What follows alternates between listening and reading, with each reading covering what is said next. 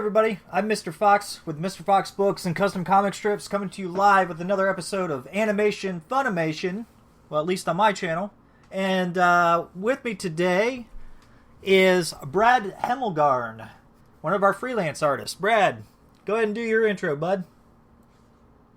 Hello, ladies and gentlemen. I'm Brad Hemmelgarn. How you doing tonight? Or today? Not 5 o'clock yet. I am, of course, Mr. Fox's freelance animator, like you just said. I'm working on comics for most of the time. Today, I'm working on a extracurricular project that I had going on with some of my friends over on my own channel at Fun with Comics. That's fun_with_comics. I'll have the link in the description below, guys. That way you won't have to worry about remembering or playing back the video or anything like that. You'll have a link down below. That way it makes it easier.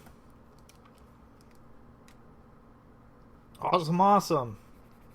Sorry I haven't been with you guys. I've had a nasty stomach bug. You guys saw in the last video I was losing my voice. So I actually went from having a flu type symptoms to losing my voice to having a stomach bug, which was not fun. Anyway, I'm feeling a lot better. So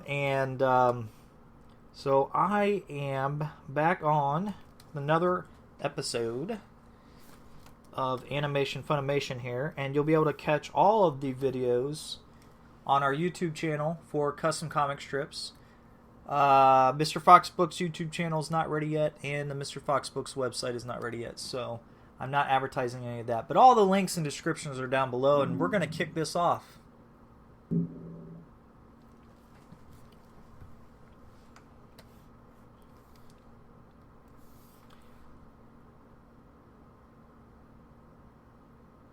Chris, you still there? Yep, still here. I thought you were going to jump right in. Oh man, sorry. No, it's cool, yeah. Man. This is part of the dual broadcast stuff, man. We just got to get used to it being two different people. Yeah, should we do that whole military thing when we finish saying something? We should say over. No, but we could pretend like we're talking on microphones and go.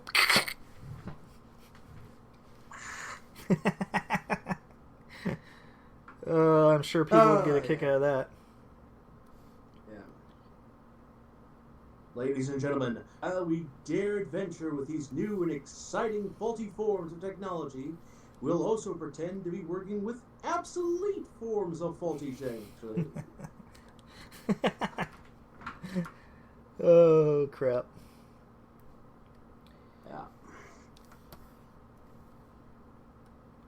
So, what are you animating today, Mr. Fox? I am working on the 31 Reasons Why I Hate Spiders. That's the title of the animation, or just that'll be the part of the animation? Sorry, that's the title of the what'll be 31 animated shorts. And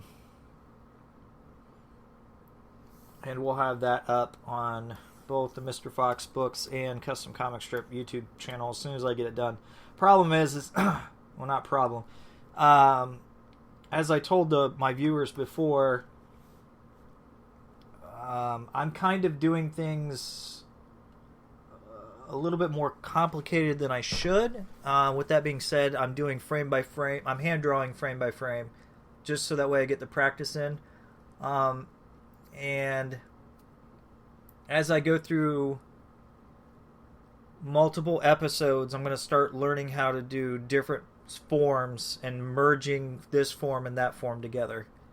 But I figured starting out, I would do frame by frame. And, it takes forever to do that kind of stuff, so.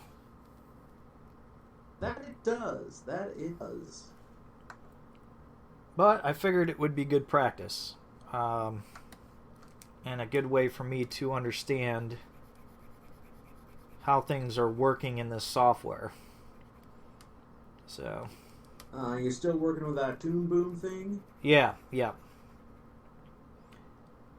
I don't know what's more overpriced, Toon Boom or the Adobe Cloud Flash. I would say Adobe Cloud Flash. Toon Boom, I think, is worth every penny, to be honest with you. And they just released. So I don't know if you've been on their website in a while. I hadn't been on their website in a while, and I noticed that they offer different versions of Harmony now. Like, they totally did away with Animate. So they had a version called Animate, and Animate Pro, and they had Toon Boom Studio, and these were all like, I want to say, what's the right word? Hobbyist grade.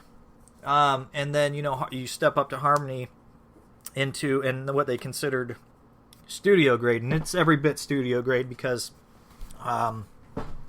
there's a lot of big studios that use this software. I know Disney has used this software. I know that Nickelodeon's used this software. There's been other major studios that use this software. I don't know if they still use it. I don't know.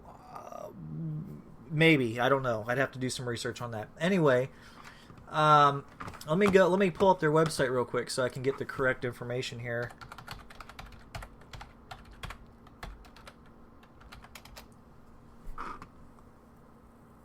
Okay, so basically what they did was they got rid of Animate, they got rid of Toon Boom Studio, and now they just have Harmony, which is their studio grade software. And what they offer is, let me find the pricing. Here it is. So they offer two forms of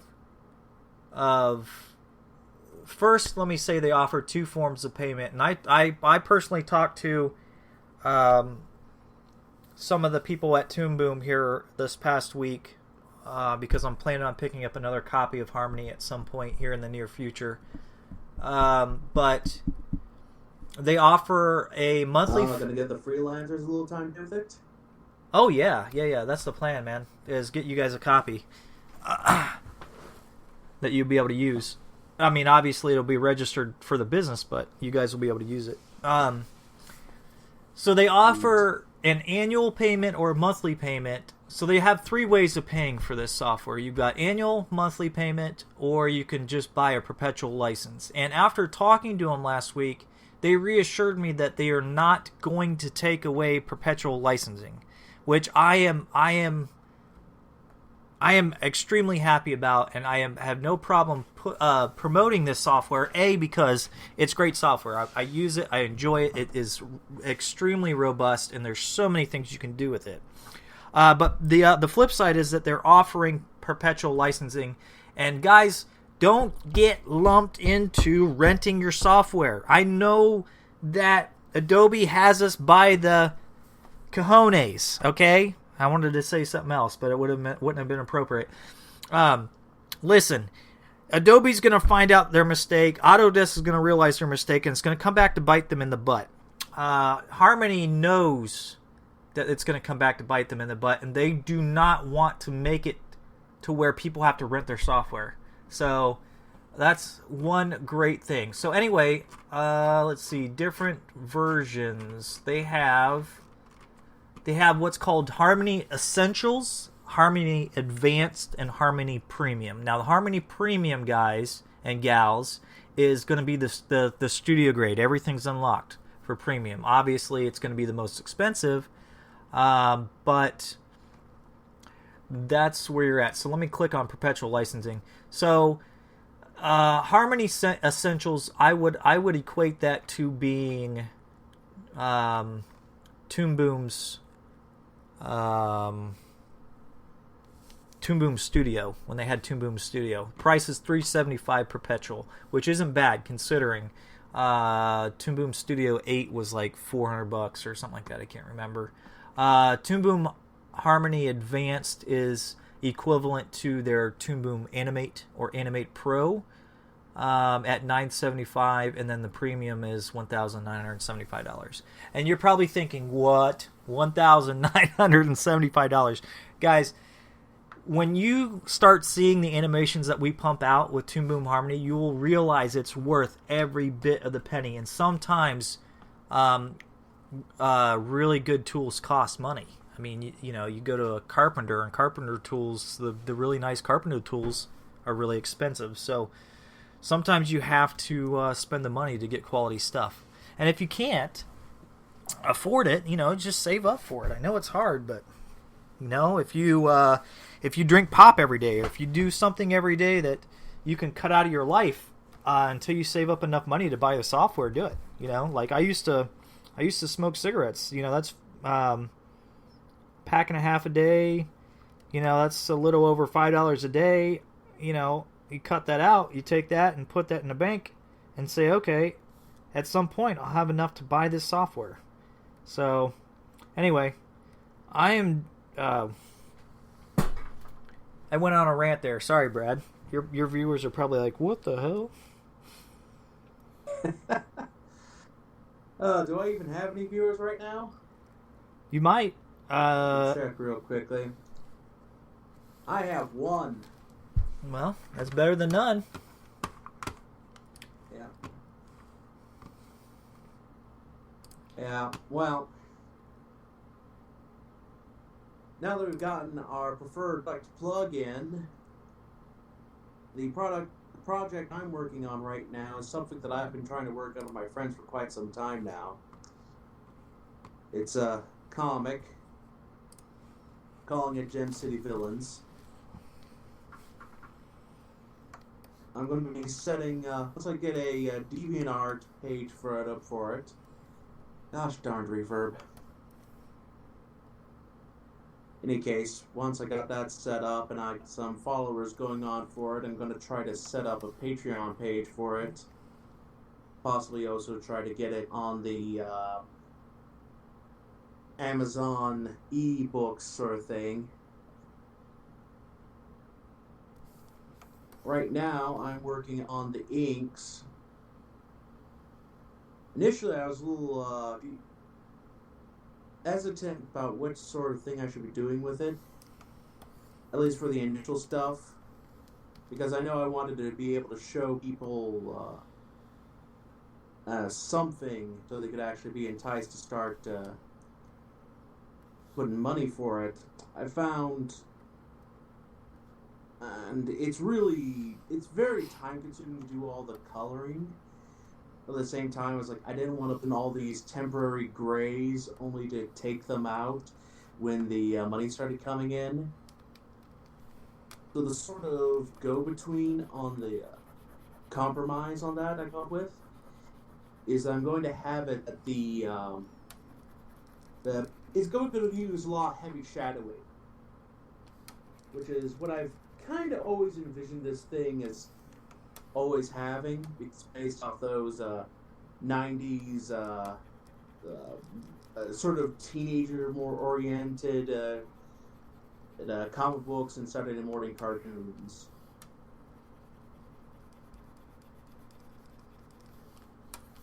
So that's the solution I came up on, deciding whether or not to all that extraneous gray shading and such.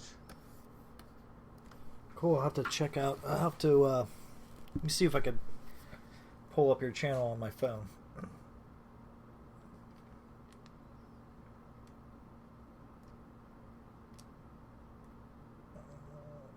We do apologize to the viewers. We have no way of doing a dual broadcast at this point, so it's kind of complicated for us.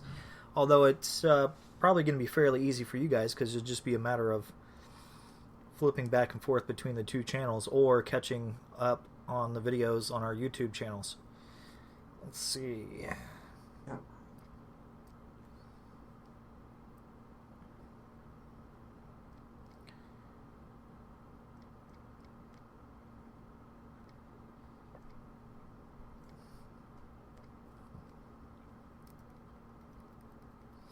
Oh, Chris, I saw some of your videos on YouTube.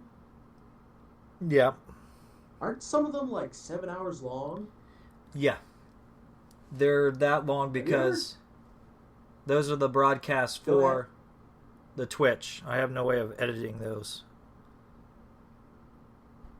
So you don't do recording them on your own computer and then No, it's editing them on some. no. I could, I could record and live stream at the same time, but here's the problem that I ran into is that, I mean, you know what type of workstation I have over here at the house. It bogs down my workstation immensely, so I can't do both at the same time. Now I will be doing separate YouTube videos that will be edited, that will be like 20 minutes long, but I'm just throwing up the Twitch videos in full, and if people want to watch it, they watch it. If not, oh well, you know.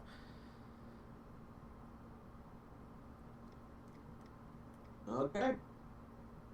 Yeah, no, I trust me. I know they're 7 hours, 8 hours long, but not much I could do about it. Well, when you get the free computing space, as it were, I really would recommend doing a separate on-system file and then time compressing it in video editing.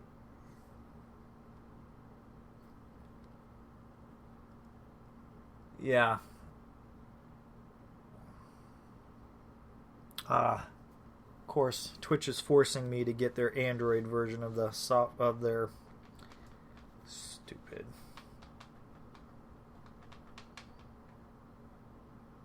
Use the App Store, Chris. Yeah, you love it. Use our Twitch app. Use it. Use it. No, I don't want to use it.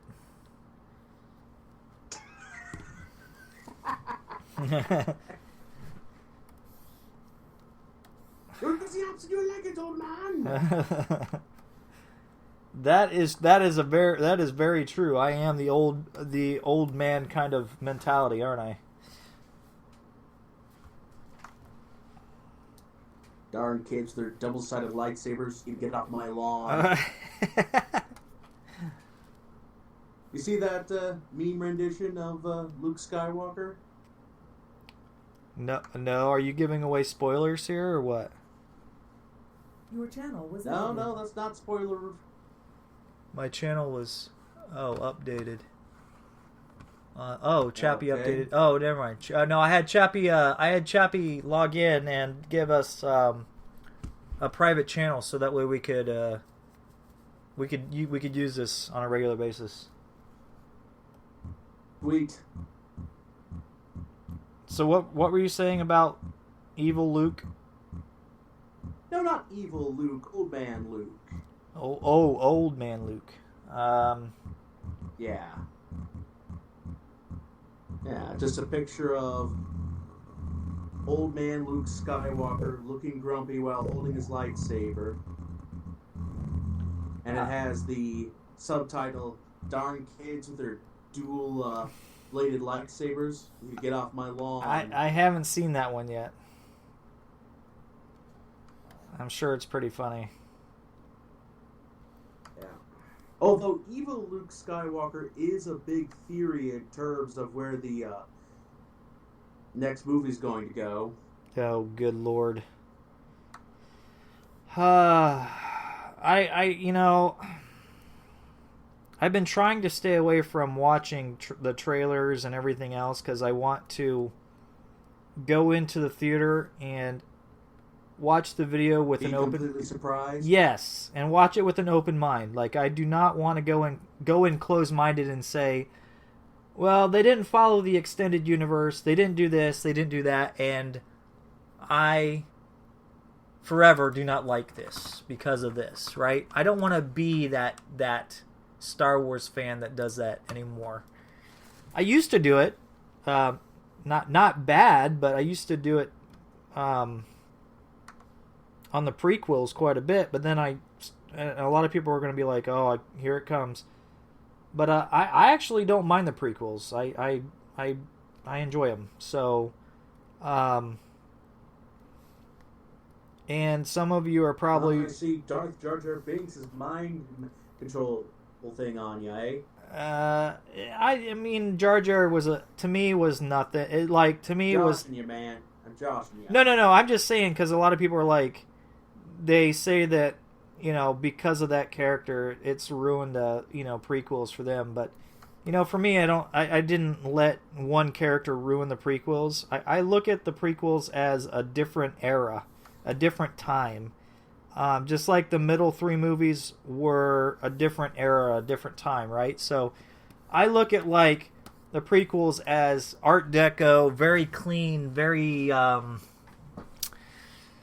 don't even know how to properly describe it. But then you got, like, you know, when the Republic fell, right? And then you've got, like, the middle three movies, which were kind of grungy, kind of...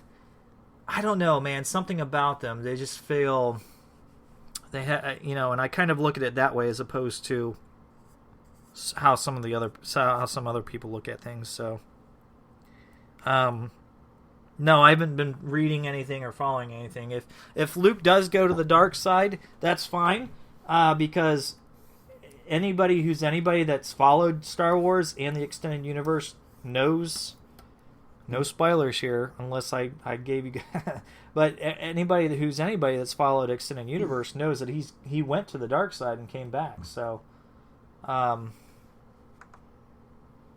think it would be a good story to tell. You know, I don't know. What do you think? What are your thoughts on it?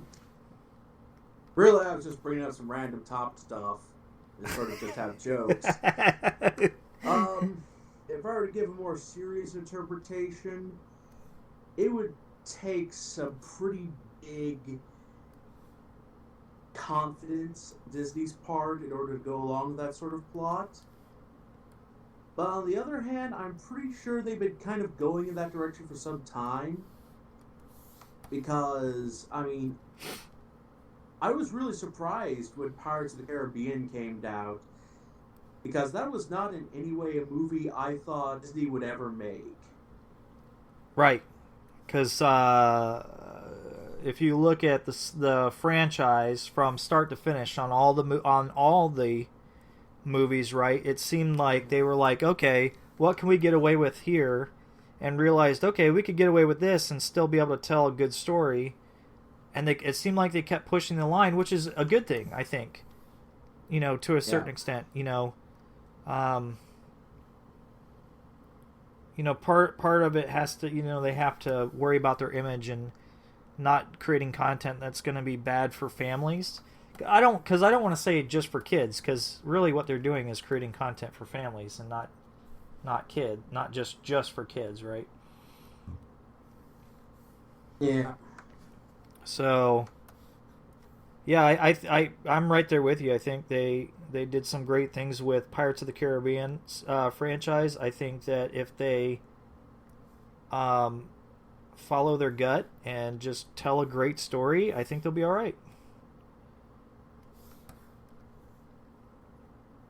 Maybe also not to overthink things, too. I mean, I'm sure they're probably... Oh, yeah. I mean, there are a lot of times where I tried getting into the extended universe, but I kept looking at it like, oh, goodness, these people have horribly overthought everything.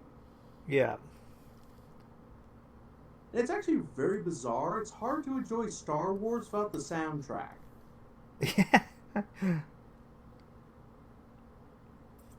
Yeah, it does help, I doesn't don't it? want to ever think of the story as music dependent, but in my experience, that's the case. It has to be, you know, sort of a complete thing. I feel you on that. I could agree to a certain extent on that. A large part leaning towards the fact that it needs the music. Oops, wrong button.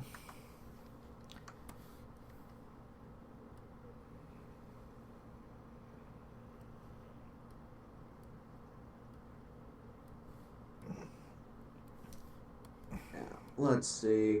By the time I'm done with this animation, there'll be a couple thousand frames that I've hand drawn. And that's for each character. You liking that carpal tunnel there, Chris? Actually, my wrist hasn't been hurting as bad as of late, so I think it's just a simple fact that I haven't been working as much as I have been in the past, so.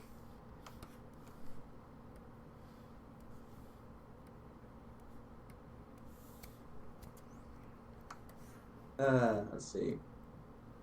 1,000 hand-drawn panels, and that's going to be like how much time on screen? I'm guessing this is probably going to be about 1 minute to 2 minutes, maybe.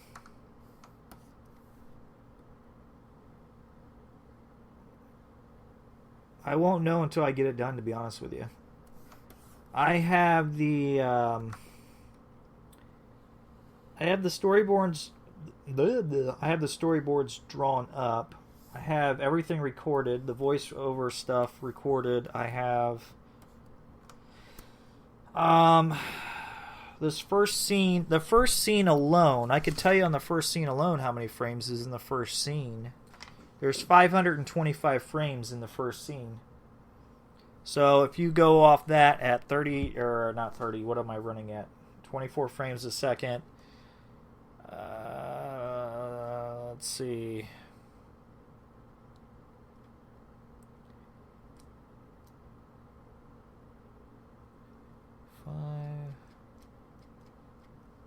That's 12,600 frames. Or no, sorry. 12,600 frames. That's 12,600. No, that can't be right. 525 frames divided by 24. Oh my lord. That's 21 seconds. So just the first scene There's is... a proof you don't need advanced mathematics for a sufficient career. You don't. No, you don't. You really don't.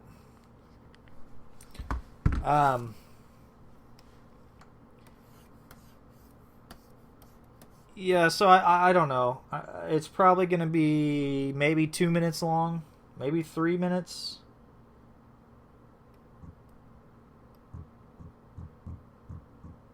I don't know.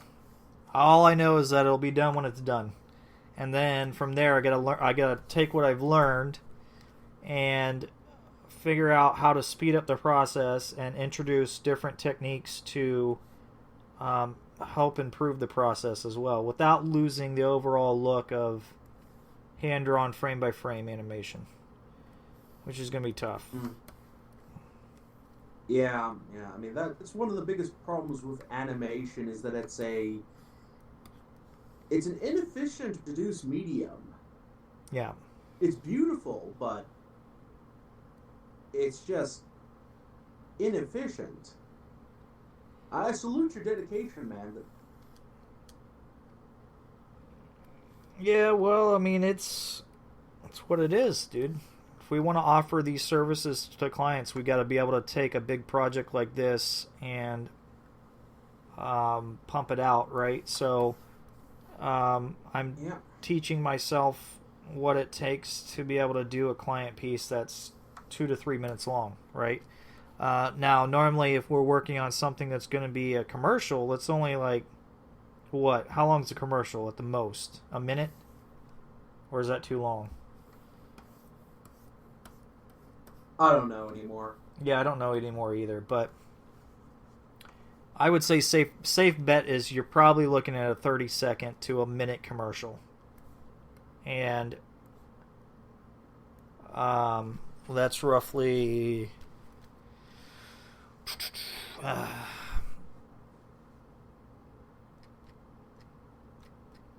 Just one moment, man. Right. Yep.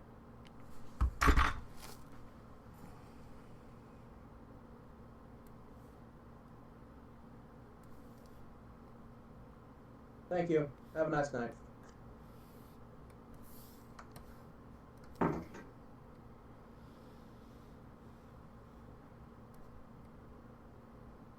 All right, I'm back. Alrighty, ready. So that's roughly... What are you saying, Chris? That was roughly 1,440 frames.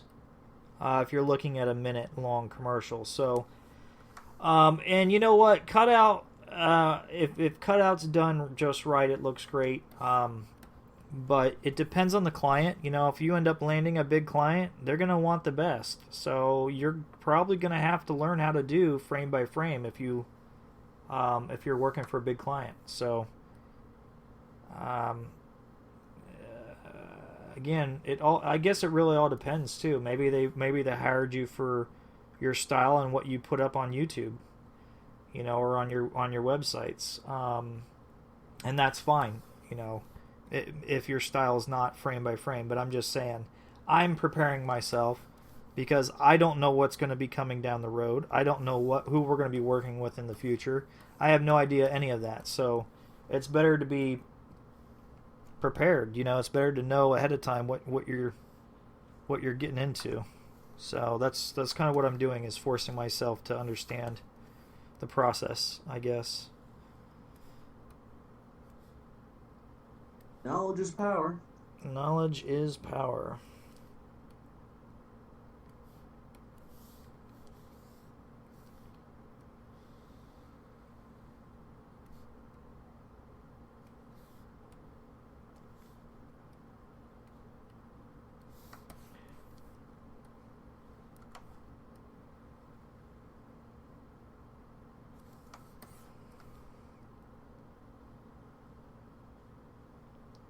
So you got any suggestions for our viewers out there that might come across a hurdle as far as maybe artist block or anything else? Do you have any suggestions for any of our viewers? Because I'm sure there's some people out there that watch that are artists as well.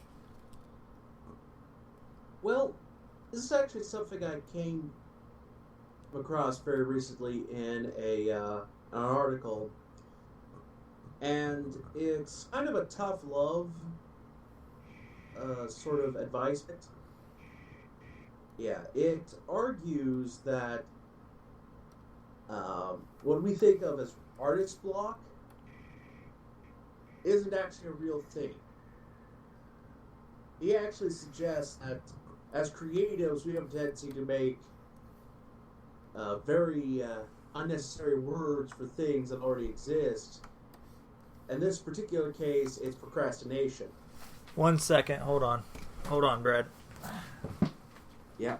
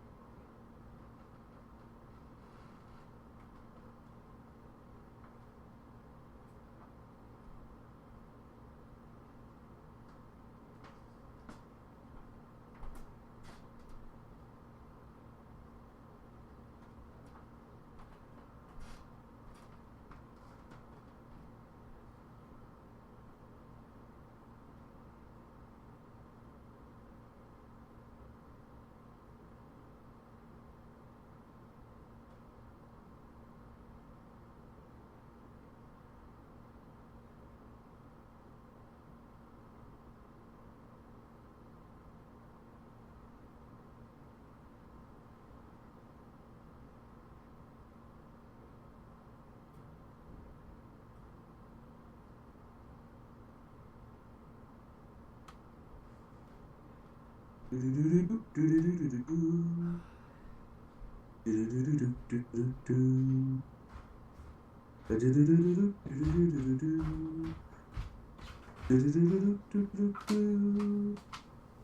right, I'm temporarily back. Gino said he had to use. Well, my son said he had to use the bathroom, so I'm gonna have to run back up there here in a minute just to get him all cleaned up. Ah, the joys of parenthood. Yep. So you were saying it's really just procrastination? Yeah, it's really just procrastination. So the best advice not only in terms of just you need to effectively apply, but also what you probably need to pay attention to is how to overcome procrastination, how to identify it, and just how to overcome it. And the best advice I can give you that is borrowing from Shia LaBeouf is just to do it. Right. I would agree with that. I think that's very true. I think there's a lot of procrastination going on and a lot of people want to say it's like artist block or this or that, but I think that person's onto something. If you really think about it.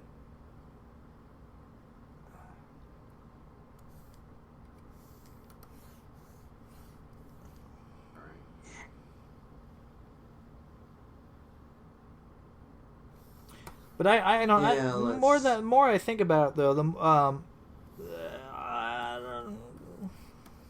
I don't know. I think maybe that's kind of maybe part of it, right? Because how can you say artist block is procrastination if you're having troubles trying to figure out what this character is supposed to look like, right? Well, what's the character supposed to do? Right. Okay. So, but that knowing what the character can and can't do, that's physical characteristics and blah blah blah, doesn't mean that you're procrastinating. I mean, you could ultimately not understand how to interpret that on paper, and I wouldn't call it procrastination. And for that instance. Does that make sense? To a certain extent, yes, but when you deal with those sorts of situations, a lot of it can actually be solved by asking yourself what is necessary of the character and accepting the answer. Because I remember there were several times where I was trying to design a character and I didn't know how, or at least I thought I did, but the answers were very obvious. I just wasn't accepting the answer for some reason. Ah, well, that's another way to look at it. Huh. I'm gonna have to ponder that for a while.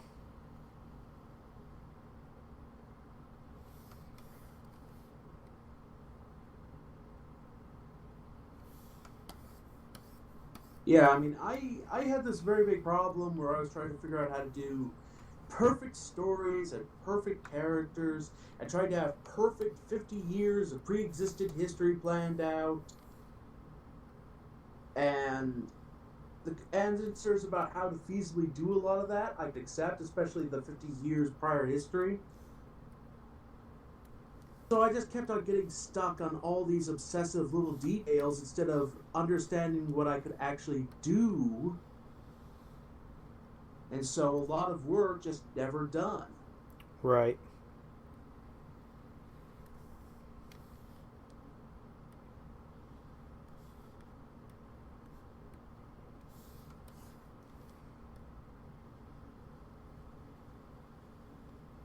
And also, if you're working a collaboration or you're just trying to talk to other friends for advice, you really do need to just listen to them. Yeah, I've learned that many years ago. Sometimes you just gotta shut up and listen. Yeah.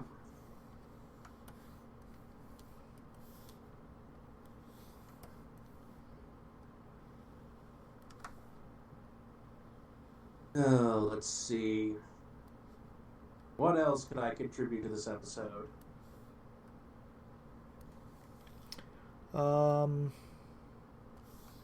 Well, Never be afraid to work for the money, I suppose. okay. I met too many artists who had very distinct and prideful views on their work, and then they had to pretty much get another job, and they were never able to get back to their work. I mean, even if you're just doing this painting for the money, you're still getting the practice for your and resources for your actual passion project. Right.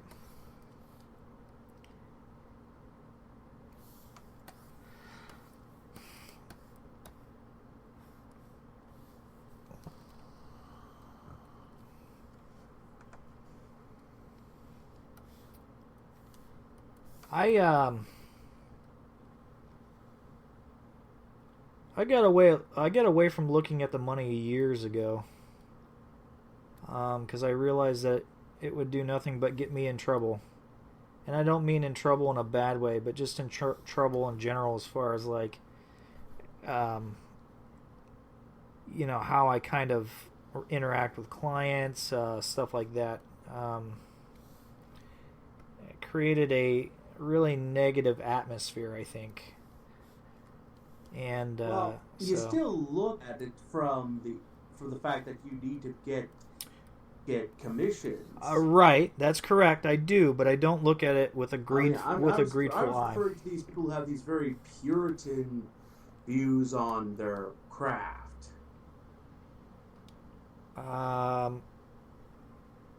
When you refer to them as Puritan, what do you mean by? Do you mean like not as in the Christian religious? No, Puritan as in right. they I meant do the art purely for the art. They do it only for the clout of making art. Right. Okay, I just wanted you to clarify that part.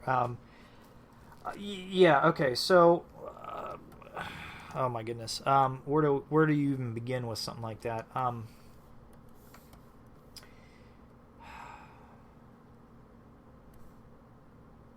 If you're doing it for the art, or the purity of the art, or if you're doing, I'm just gonna say this, and this is just, I'm entitled to my own opinion, right? Just like everybody else is, and the people that Brad's referring to as the people that want to, do it for the art or whatever. You got to do it for yourself first. If you're not doing it for yourself, if you're not creating the art for yourself, then in all reality, you're not doing art in its purest form. So, the people that you labeled as Puritans on the art side of things,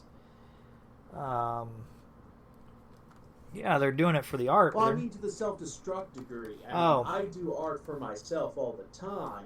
Right. I just accept that I still have to do a job. Yeah. Well, I mean, I don't know.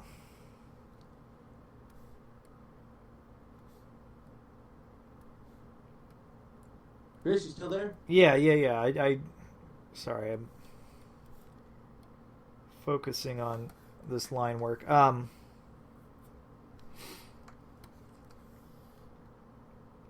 What the?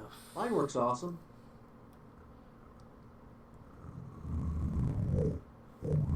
A preferred method for getting your line work animation?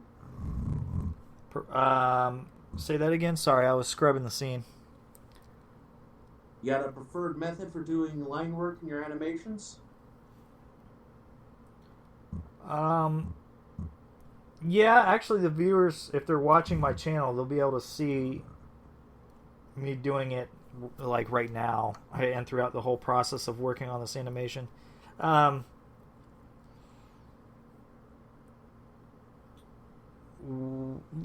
me hold that thought. I gotta go get my son off the toilet real quick, and then I will come back to back to answering that question. Oh, nice. Son of a...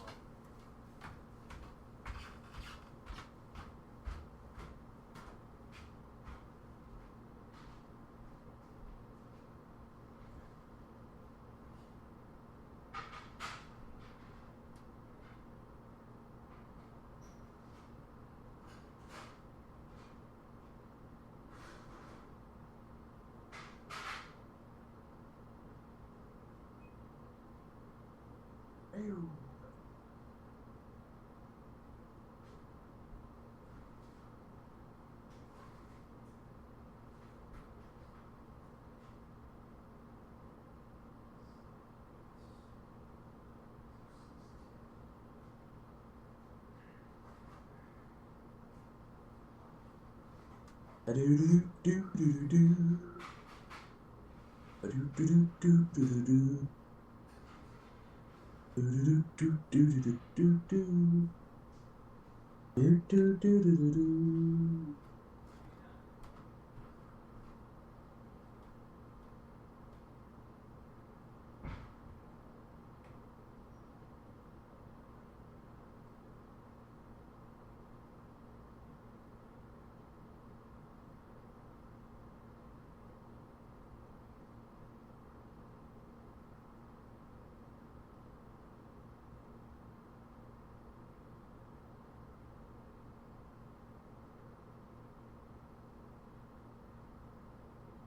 Do-do-do-do. Do. Da-da-da-da. Do-do-do-do. Drawing a fish club head, I'm a superhero villain man. Do-do-do-da-ba.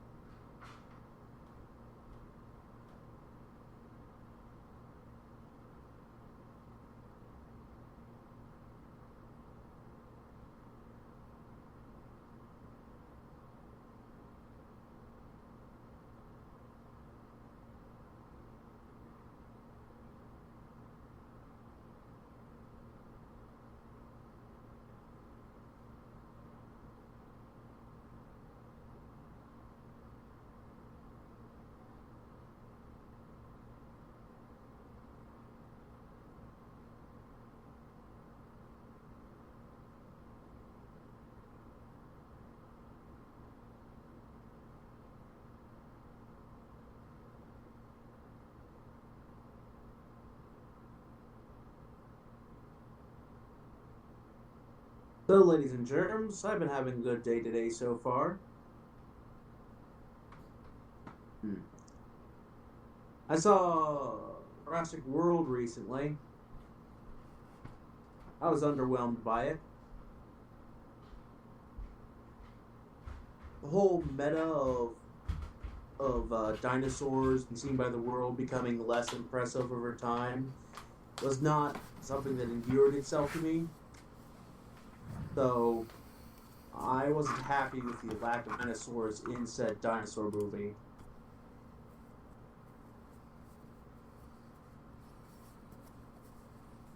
And I'm back. And he's back. I'm back. Huzzah! I was just chatting to your fine lovelies about how disappointed I was at Jurassic World. Well, I haven't seen it, so I can't weigh in. I can't put any comments to that. I was underwhelmed by it. Like, yeah.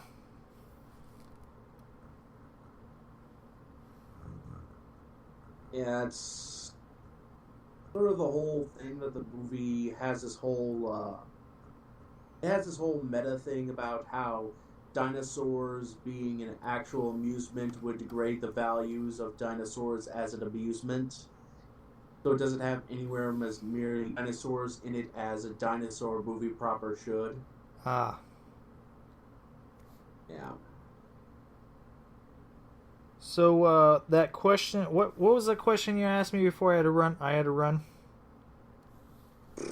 What your preferred method for line work in your animation was?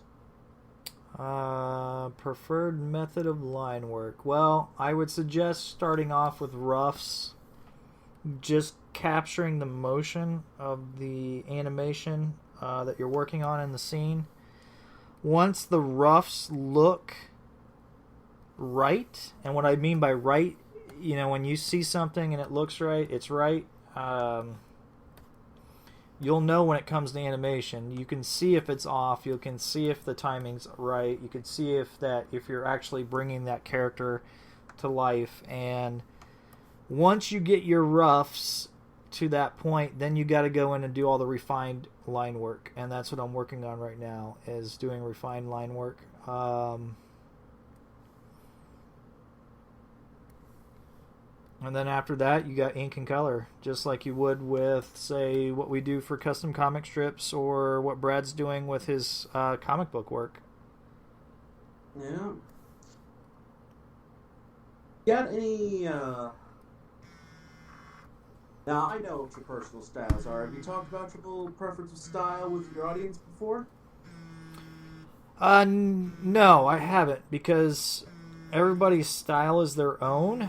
And I don't want to push a specific style on anybody, but I do recommend different artists or different styles to look at in my previous episodes. I'm a real big fan of Adventure Time, Gravity Falls, let's see, Bob's Burgers is great. And when I say it's great, it's great because the writing is great and the animation's great, and it's not a matter of like I don't want to say quality, because they're in their styles are different, from each one of those three that I've mentioned, but I guess in their own right, the quality is to me, in my eyes, is great. It's some of the best work that I've seen as of late, to be honest with you.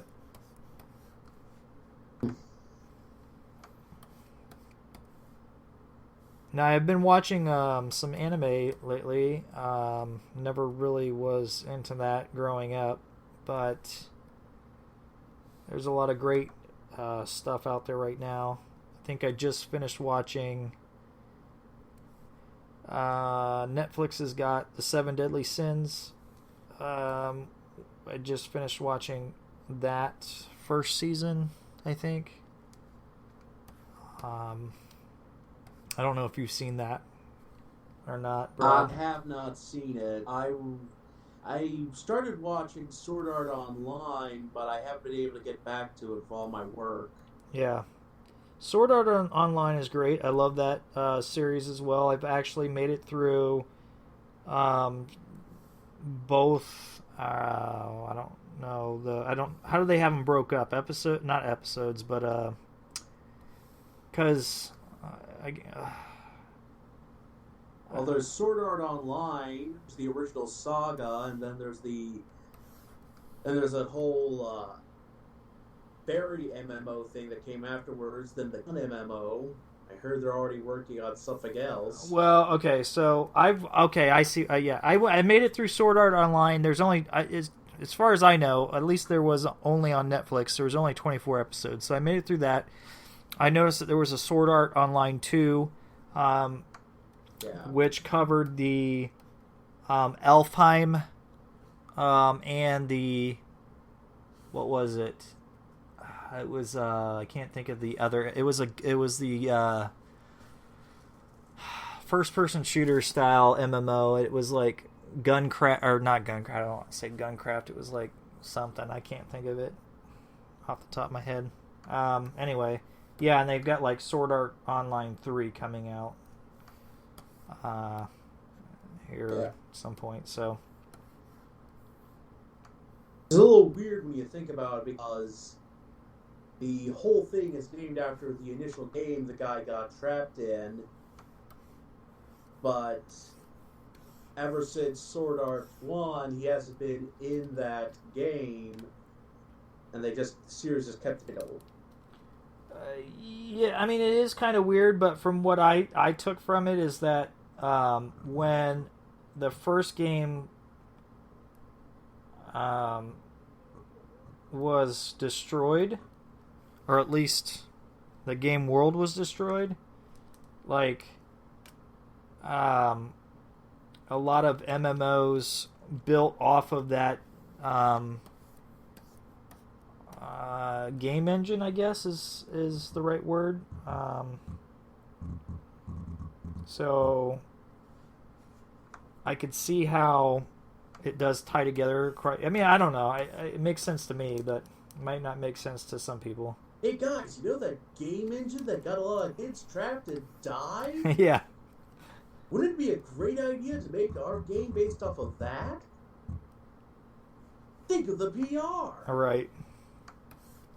I mean, it's supposed to be a really good manga. Like, from what I understand, it's a really good manga. So. Actually, I thought it was based off of a light novel. What's a light novel? It's like a novel, except it's shorter, more quickly written. It's supposed to be an entire series of novels. I think it's based off of. Yeah, I don't know. I know that they have a manga for the for the story, but I don't know. To be honest with you. Yeah. I just assumed it was based off manga because. Talked to the Go ahead. creator directly about its similarities with .hack. I don't know. Because there are a series of the basic premise itself is exceedingly similar. I've never seen it. Oh, it's another anime, and it's about people getting trapped inside of an MMO. And it predates that one by like 5 years. Well, maybe the creator was inspired by .hack. Yeah. Every conversation he uses it as if it was a original conception caused by just him asking himself a simple question: what would happen if people were trapped inside of a MMO? Well, I mean that's a whole nother topic right there. You know, like people. You know me, I'm a strong believer in giving credit where credit's due. So. Yeah. You know, and if it's okay. What people need to realize, it's okay if things inspire you. You know what I'm saying? It's okay if people say, "Wow, this is a lot like this." Guys, you got to understand that there's not going to be a lot of very unique things in this world. There's going to be a lot of repetitive stories and everything else because, well, I mean, there's only, how do I want to say this? I mean, there's only so much variations you can do on it. Virtually every single top leading song has had the same 4 chords in it. Yeah, I mean, you know. So there's not all that very much in terms of specific concepts to go around. We should be forgiving of it. The big problem is that the lawyers aren't really forgiving of it. Wow, yeah. And so they're always ever eager to sue. Yeah, well, I think that is I think that is a factor in, part of what we're talking about here, but I think that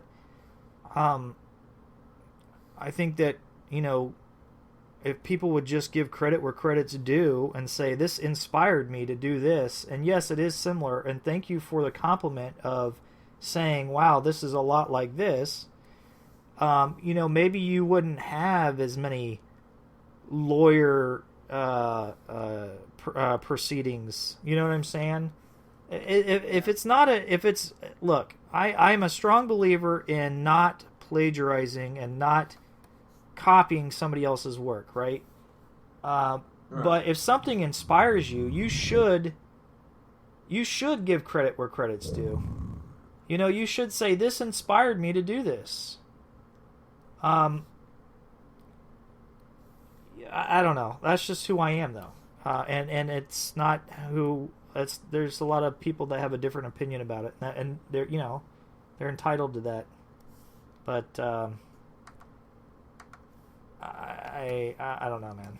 I think if they would just say, look, I was inspired by this. Yes, there are similarities. You know, and that's going to happen when when you're inspired by something, you're going to carry stuff over. I mean, you look at like let's just take for an example, let's look at some of the golden age of Disney. Let's look at some of their classic movies, like Snow White. You got what are some of the other ones? Sleeping Beauty. A lot of their early movies were adaptations of story tales, right?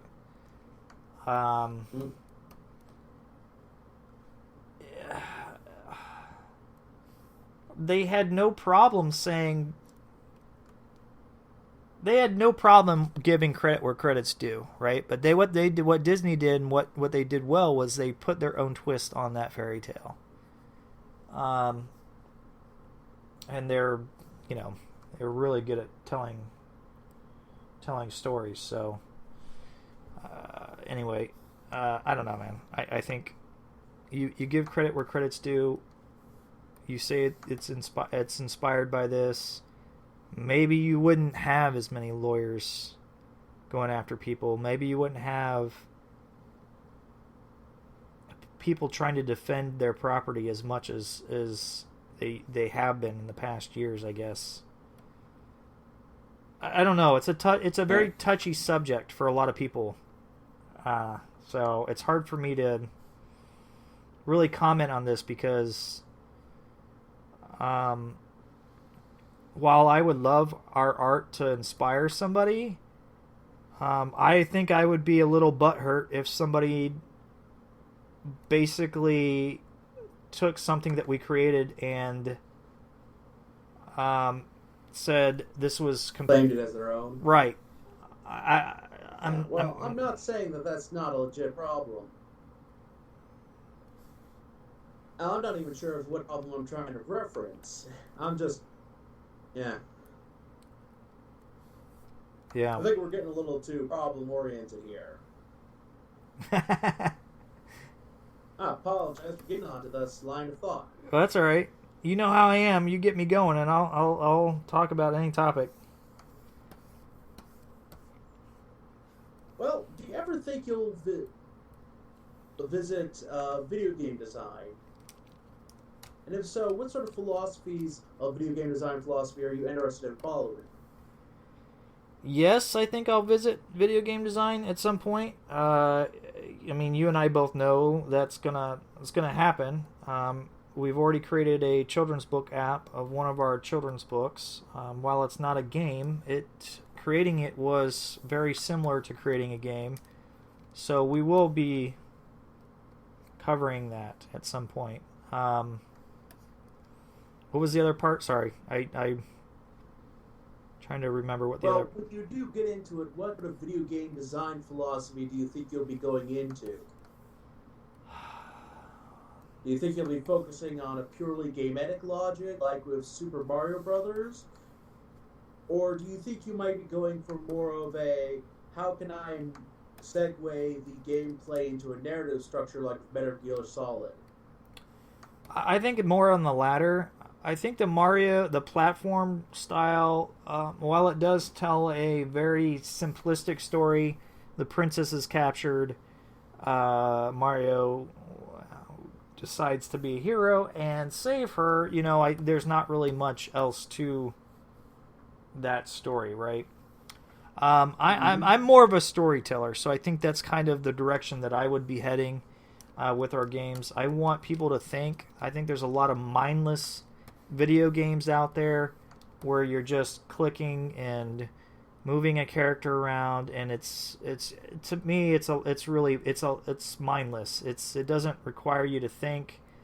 And a lot of games that I play that are like that actually make me fall asleep. So that's how I know if I'm gonna continue playing that game or not, is if I fall asleep or not. And for example, I love playing action RPGs. I think they're a lot of fun. While they're not my like go-to, this is a definite kind of thing, I do enjoy them. And I used to be really big into Diablo series. I played Diablo 1 and 2 quite religiously, and really enjoyed the gameplay. Diablo 3, I enjoyed the gameplay, but I noticed that I was falling asleep sitting in my chair playing the game on a regular basis. And doing some research, because I thought maybe it was like something to do with like seizures or something, right? You know, a game making you fall asleep, it's like, that's not good.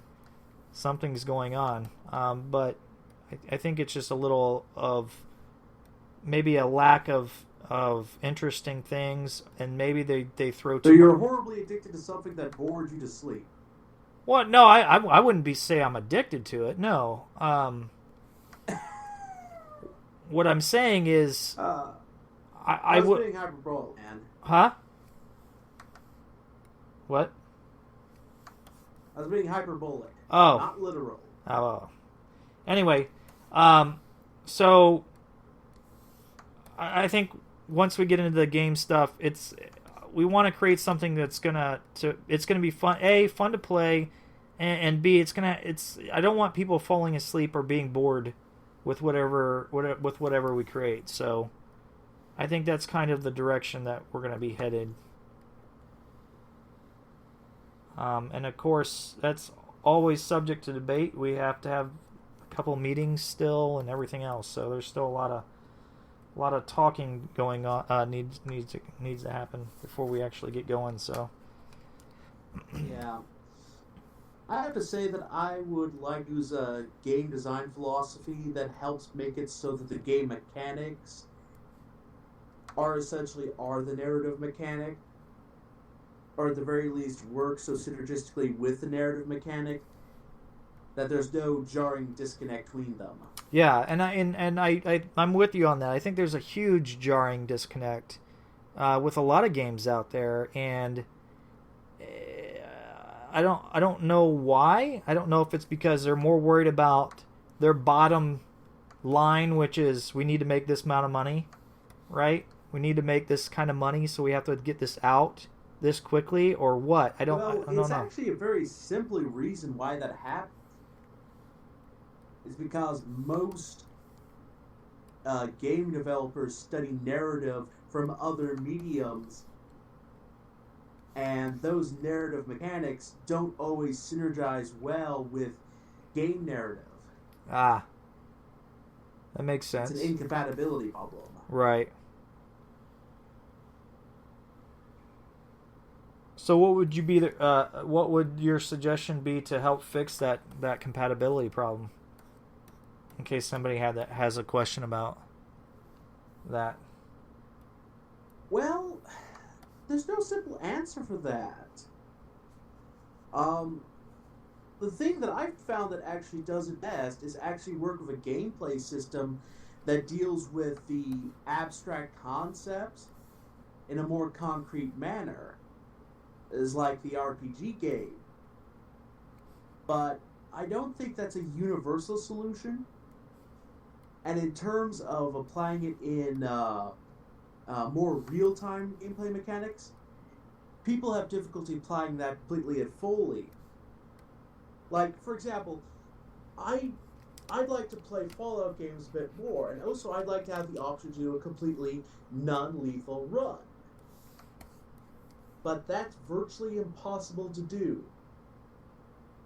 Because the simplest way to do that would actually be to have it so that the player character can equip emotes in the same way that they can equip weapons. Okay. And so you would have them going along, and then you'd see some people that are about to attack them, and they do this sort of emote, like the Fonzie would from right. Good Times, whatever that sitcom was. Right. And if your charisma was high enough, you're like, oh, this guy's okay. and they never give you the option to, and they don't use that in Fallout because it's too cartoony a mechanic in order for their more gritty sensibilities. Right. Which, unfortunately, you would need to use a cartoony mechanic in order to cover a broad spectrum such as mid-combat verbal appeal. You wouldn't be able to put in the unique dialogue schematics for every mid-combat speech that you'd be able to do in order to do that sort of thing. They're doing it as a more abstract and cartoony sort of gamification of a narrative mechanic would actually be the optimal solution. Yeah. But like I said, they're not very inclined to do that because it doesn't fall within their gritty sensibility. Well, maybe. On the other hand, I've sort of seen some things leaning towards that. I haven't seen much of it, but Undertale seems to have very fascinating ways of dealing with some alternate social mechanics. I don't have it enough readily in mind to talk about it in detail, but it is completely capable to do a non-lethal run in that game. What game was that? You broke up. I think you broke up before. Undertale. Oh, yeah. Sorry. The one with the sheep woman. Yeah.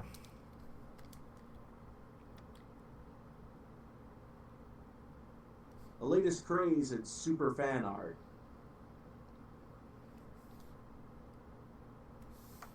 Which Tumblr and DeviantArt have been overflowed with. So, speaking of games, have you been following any of the No Man's Sky stuff? Is that a game that interests you? I haven't. I saw the earlier previews a while back. Uh-huh. And it just looked... honestly, it looked like it would take up much of my time. Yeah. I would agree I know with I that. talk about games a lot, and I probably always will, but unfortunately, I do admit that I'm a recovering video game addict. So I have to be careful about... And unfortunately, I've been with myself for long enough to know that I eventually am going to fall off the wagon. So, if nothing else, I do have to be careful about what I fall off the wagon for. Right. I played Minecraft. Yeah. And while I was admittedly doing it as solo, it was just too much. Too much is a good thing or too much is a bad thing? It took up too much of my time to do anything. And don't get me wrong, it's great that there's a game where you can do virtually anything.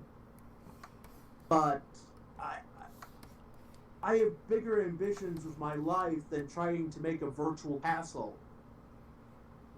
Right, but some people don't, right? So, like, you've got a lot going on in your life. I've got a lot going on in my life, and you know, for both of us, while I'm not addicted to video games, I do find that video games do get a hold of me, and I gotta play. You know what I'm saying? And there are times where I do have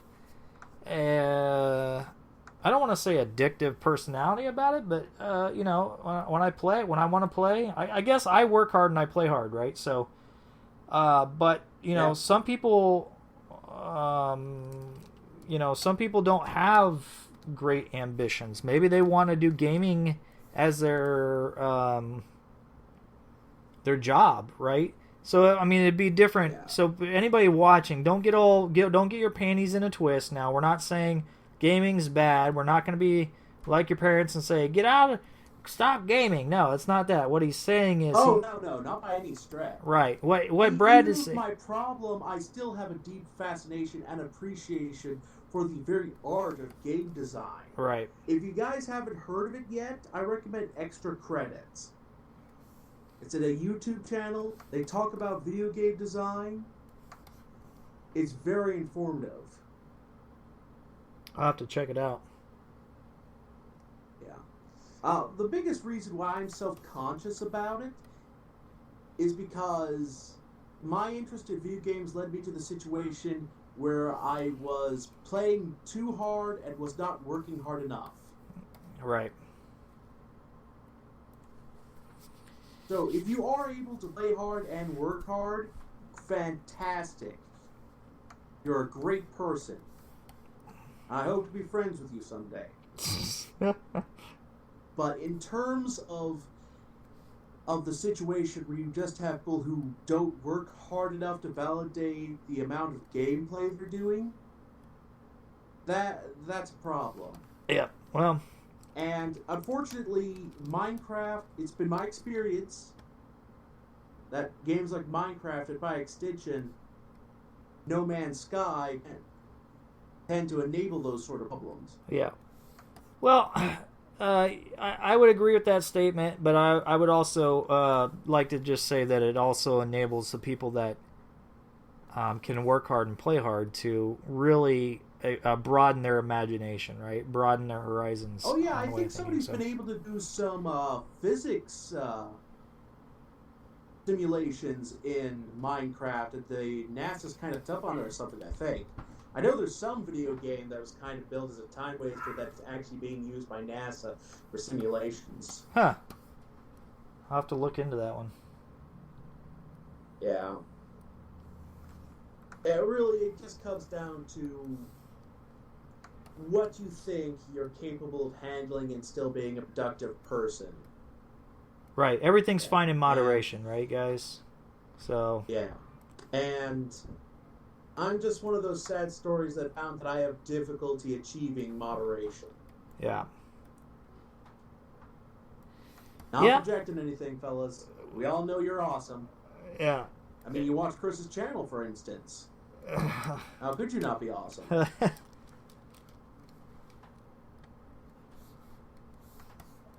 They would need to be awesome to watch my channel, considering that it takes 7 hours for them to get through one of my videos. Endurance of the gods. That or 20 cans of Red Bull, whatever works for them.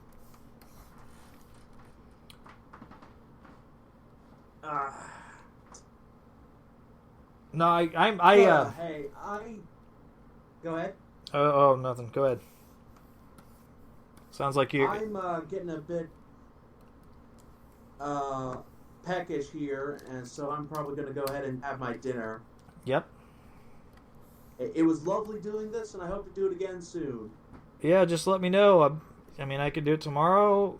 It's up to you. I know my viewers would love to see me down here every single day. But you and I both know that's not feasible sometimes. So you just let me know when you want to live stream, and I would be more than happy to hop on with you. And maybe we can, if anybody's watching the channels, if you guys want to leave questions or comments or anything that you would like us to talk about, you could leave them on our YouTube channels or maybe send us a message on our Twitch channels here. We would love to talk about the topics. So maybe we do that, and maybe we could start doing some tutorial videos, Brad. That'd be awesome. Maybe we show them maybe we could start off by showing them how you've grown as an artist and what has helped you. What has helped you become a better artist, right? I think a lot of people would love to, that watch my channel and will soon to be watching your channel, would love to see and hear what it took for you to go from here to there. Devolve to a more right. Well, freelance artist. Right. Well, and part of that, maybe we throw up some images of like your art prior, and then your art now. You know what I'm saying? And that way they can see you know how people are. Most people have to see to believe, right? So Right. maybe we talk about that next time. Now that sounds like a good plan. Cool, man. Well, I'll Yeah. get with you, and we'll come up with a script or something. We'll come up, well, not a script, but maybe we'll come up with some topics. Topics. That way So that we we have things to talk about and still retain our spontaneous nature. right. Yeah. Well, hey, could you play me out before I sign off? Sounds good, man. All right, guys. Again, Mr. Fox with Mr. Fox Books and Custom Comic Strips, and that's Brad Hemmelgarn with Fun with Comics. I will have his links in the description below. I will try to get them in tonight. If not, they'll be in tomorrow. Also, check out his YouTube channel. I will put a link down below. I don't know what it is. I'm sure he doesn't know what it is yet. I don't. Right. And then, anyway, I'm going to send him off. You guys have a lovely night. He's going to go eat. I'm going to go eat. And, hey, maybe we'll surprise you guys tomorrow. We'll see. Talk to you guys later. Goodbye, ladies and gentlemen. Have a nice night. Bye-bye. User disconnected from your channel.